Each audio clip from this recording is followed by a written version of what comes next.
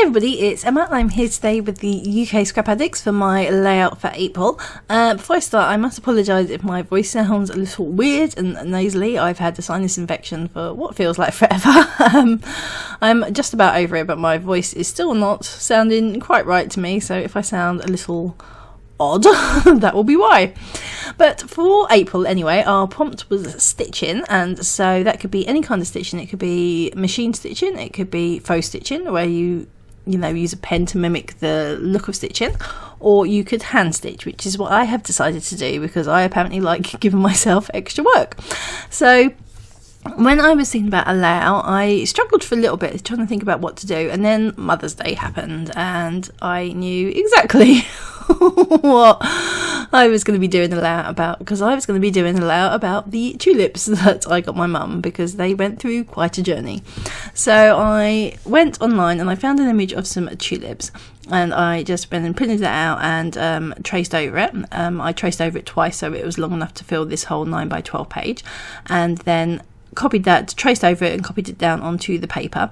I was only tracing the outer flower lines and the stems. I wasn't doing the inner petals because that will come later when I do my stitching.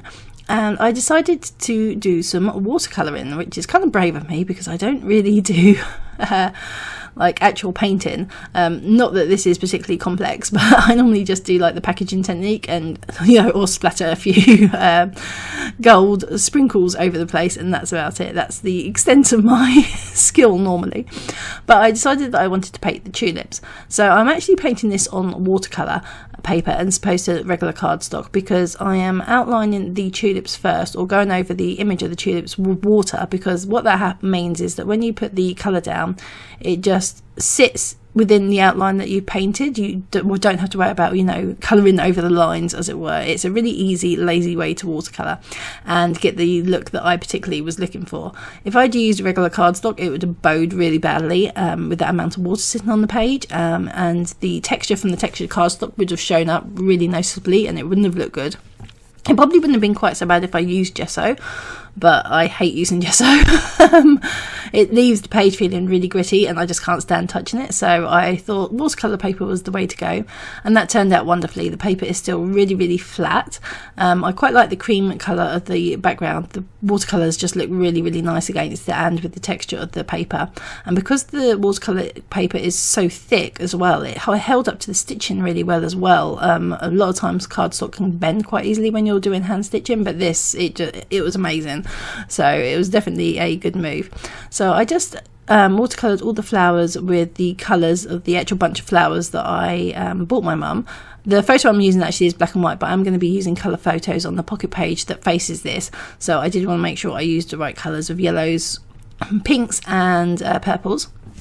And I just dipped the paintbrush in at the base of the flower so it would sort of fade out towards the top. So towards the top, and a lot of the flowers, it is very light, which I really quite like.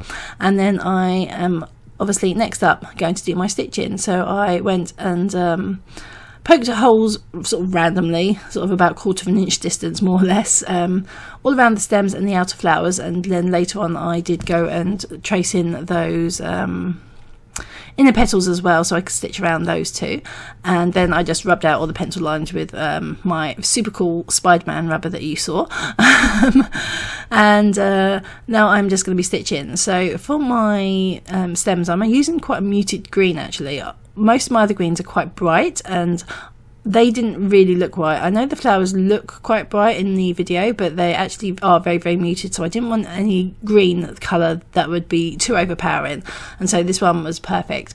For the flowers themselves, I'm just using white thread just because that'll go with everything obviously, and it just gives a nice subtle piece of definition. Now for my photos, I had 2 photos I could use. The first was the picture of these beautiful Mother's Day flowers that I'd got all drooped over in the vase that my mum had put them in.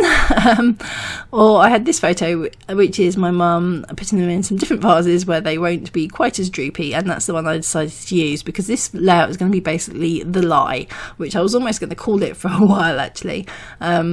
Because it was kind of like the pride before the fall in a way. I bought these flowers. It was the biggest bunch of tulips you've ever seen. It cost a fortune. And I was walking around town. Everyone was looking at them because they were just so amazing. And I kind of felt really kind of smug about it.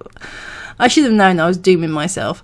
And yeah, they went through the walls a bit. So by the time they got to my mum the day later, they weren't in the best of shape. And I was basically suffering for it. You know, I got too cocky with my wonderful flowers, which is a really strange thing because it's not normally something I'd be like, but they were beautiful. So, and yeah, they didn't turn out so well. So this is going to be the sort of the lie, you know, with my mum putting the flowers in the vase and they look really pretty. And then the pocket page that's going to be facing it is the reality, basically, of what has actually happened. And so for this photo, I just cut down a frame that I had. I think that was from the Cute Girl collection.